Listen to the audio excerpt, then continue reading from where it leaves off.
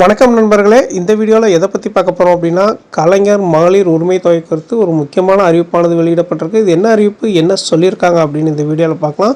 So video skip பண்ணாமல் கடைசி வரைக்கும் பாருங்கள். அதுக்கு முன்னாடி நீங்கள் நம்ம சேனலுக்கு புதுசாக வரீங்க அப்படின்னா மறக்காமல் சப்ஸ்கிரைப் பண்ணிவிடுங்க. அப்படியே பக்கத்தில் இருக்கக்கூடிய பெல் பட்டனை கிளிக் பண்ணிவிடுங்க.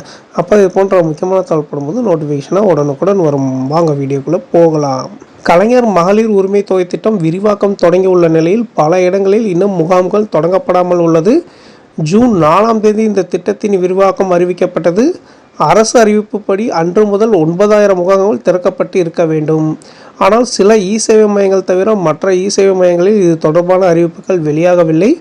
அதோடு இல்லாமல் ரேஷன் கடைகளிலும் விண்ணப்பங்கள் பல இடங்களில் வழங்கப்படவில்லை.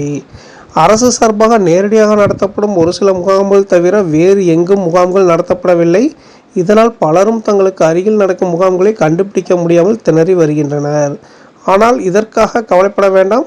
இன்னும் ஒரு வாரத்தில் முழுமையாக முகாம்கள் அமைக்கப்பட்டு அவை எங்கெல்லாம் அமைக்கப்படும் என்ற முறையான அறிவிப்பு வெளியாகும் என்ற தகவல் வெளியாகியுள்ளது. இப்போதைக்கு சிறப்பு முகாம் அமைக்கப்படவில்லை என்பதால் இ-சேவை மையங்களே முகாம்களாக இயங்கும்.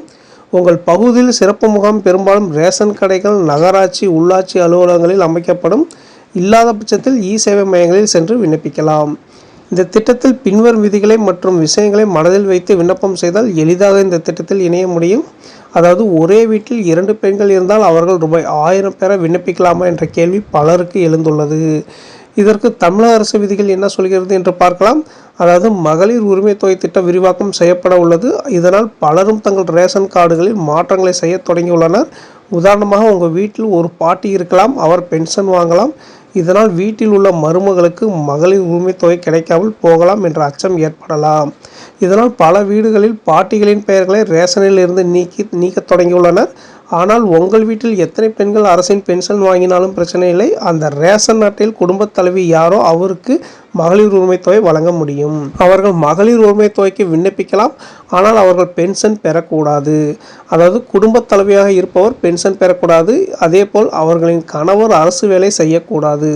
மற்றபடி ஒரே வீட்டில் பல பெண்கள் இருந்தாலும் அவர்கள் எல்லாம் பென்ஷன் பெற்றாலும் குடும்பத் தலைவி என்ற பெயரில் உள்ள பெண்ணுக்கு வழங்கப்படும்.